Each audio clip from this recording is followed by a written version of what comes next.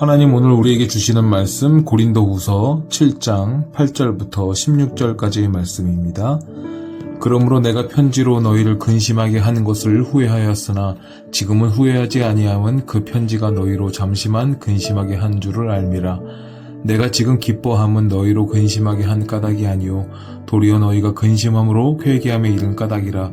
너희가 하나님의 뜻대로 근심하게 된 것은 우리에게서 아무 해도 받지 않게 하려 함이라. 하나님의 뜻대로 하는 근심은 후회할 것이 없는 구원에 이르게 하는 회개를 이루는 것이요 세상 근심은 사망을 이루는 것이니라. 보라, 하나님의 뜻대로 하게 된 이 근심이 너희로 얼마나 간절하게 하며 얼마나 변증하게 하며 얼마나 분하게 하며 얼마나 두렵게 하며 얼마나 사모하게 하며 얼마나 열심 있게 하며 얼마나 벌하게 하였는가. 너희가 그 일에 대하여 일체 너희 자신의 깨끗함을 나타내었느니라. 그런즉 내가 너희에게 쓴 것은 그 불의를 행한 자를 위한 것도 아니요 그 불의를 당한 자를 위한 것도 아니요 오직 우리를 위한 너희의 간절함이 하나님 앞에서 너희에게 나타나게 하려 함이로라. 이로 말미암아 우리가 위로를 받았고 우리가 받은 위로 위에 디도의 기쁨으로 우리가 더욱 많이 기뻐함은 그의 마음이 너희 무리로 말미암아 안심함을 얻었음이라.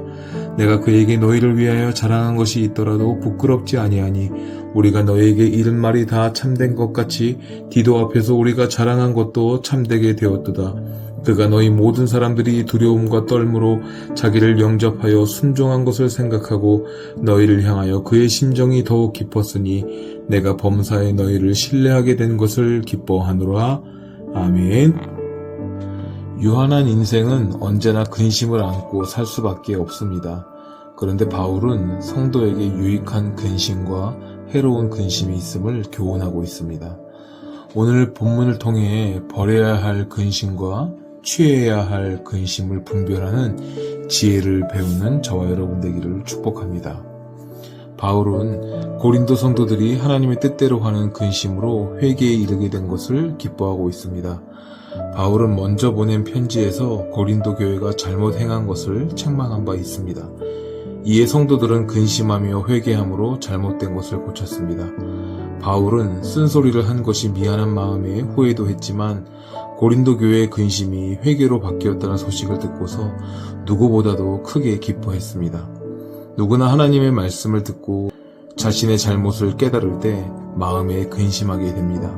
한편으로는 양심의 찔림을 받아 아픔을 느끼면서도 한편으로는 자신의 잘못을 합리화하며 변명거리를 찾기도 합니다. 누구나 하나님의 말씀을 듣고 자신의 잘못을 깨달을 때 마음에 근심하게 됩니다. 한편으로는 양심의 찔림을 받아 아픔을 느끼면서도 한편으로는 자신의 잘못을 합리화하며 변명거리를 찾기도 합니다.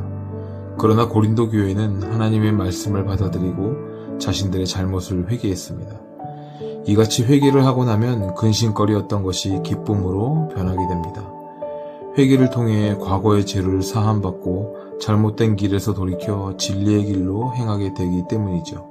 그러므로 말씀 사역자는 말씀을 근거로 성도의 잘못을 책망하는 데 주저하지 말고 성도는 말씀을 겸손한 마음으로 받아 구원에 이르는 회개의 기회로 삼아야 될 줄 믿습니다. 세상 근심은 사망에 이르게 합니다. 세상 근심은 진리를 위한 근심이 아니라 욕심을 쫓아서 발생하는 나쁜 근심이기 때문입니다. 욕심이 죄를 낳고 죄가 장성하여 사망에 이르는 것과 같이 욕심을 쫓는 세상 근심은 사망과 멸망에 이르게 합니다.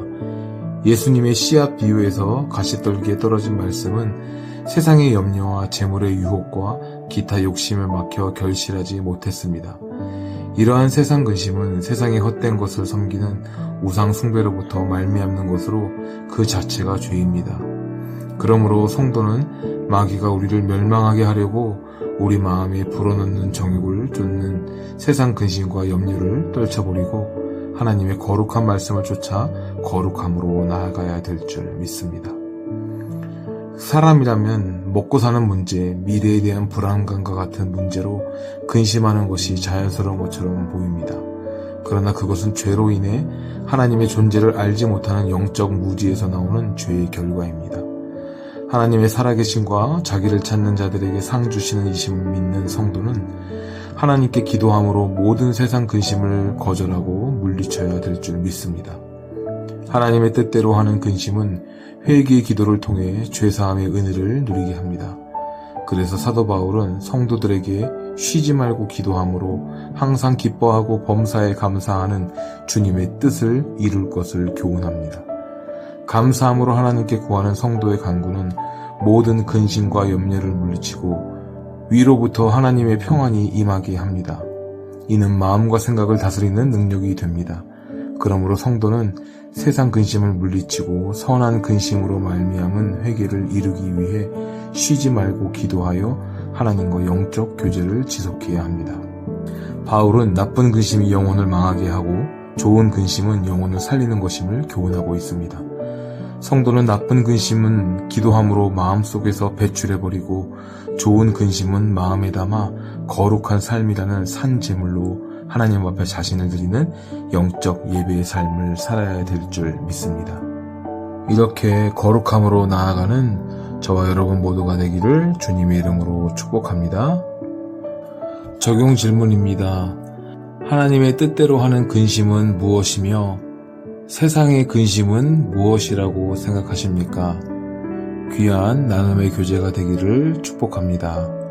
기도하겠습니다. 사랑과 은혜가 충만하신 아버지 하나님, 우리가 신앙생활을 하며 여러 가지 어려움과 갈등을 겪을 수 있지만 그것이 하나님의 은혜로 또 하나님을 위해서 교회를 위해서 서로 전화위복이 되어 서로를 더욱더 기쁘게 하는 귀한 은혜의 역사들이 일어날 수 있도록 주님 축복하여 주시옵소서.